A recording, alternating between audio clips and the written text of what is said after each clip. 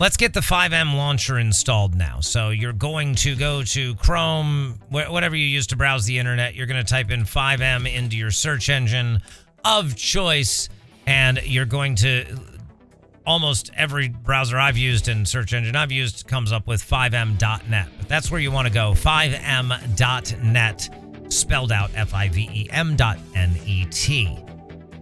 You're going to click this red button that says Download Client. You're going to probably not read all of the terms of service because, you know, who does? But don't be evil is one of their requirements. So you're agreeing to not be evil if you say, sure, I agree. I already agree. So there you go.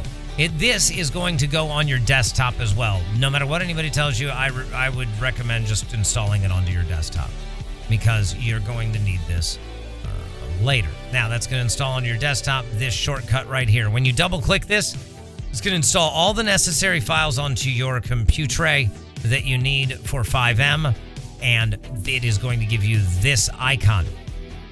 Once that icon's on your desktop, you are good to go. You don't necessarily have to even open this, but we are going to open this one time to do a couple of a little bit advanced things, but they're going to make your experience in dotRP a little bit better. So we're going to open up FiveM, and this will really be the only time you ever have to open this up.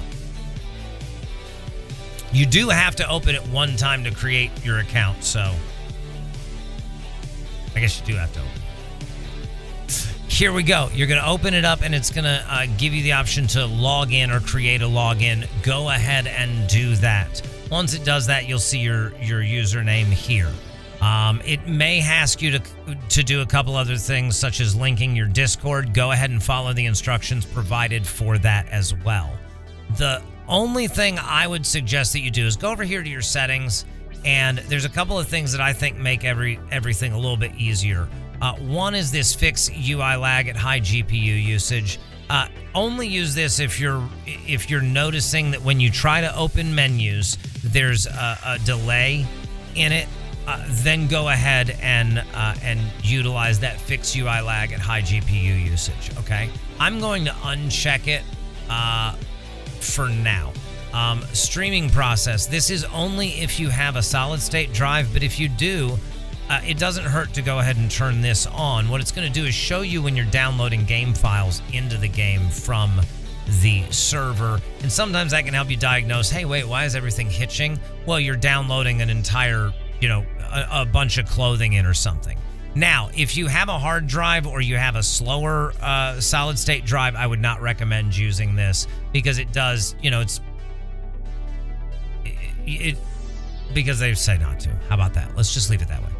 Audio frame limiter. I use this because I run at higher frame rates. If you run at 60 frames or so, you don't really need to worry about this.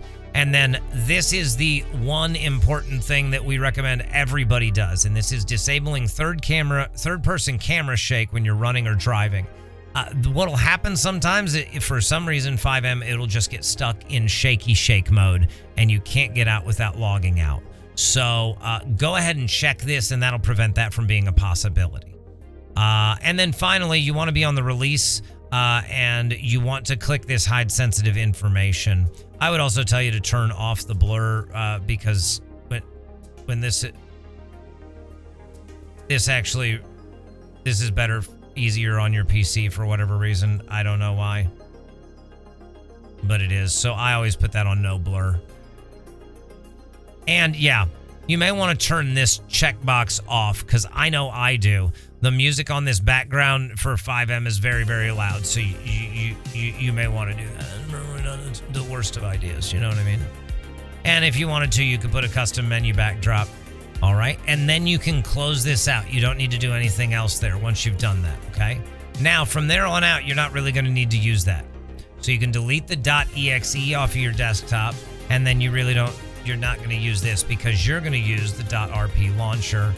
Make sure Steam and Discord are open, or if you use something different, and then you'll click dotRP. We'll tell you how to install the dotRP launcher in the next video.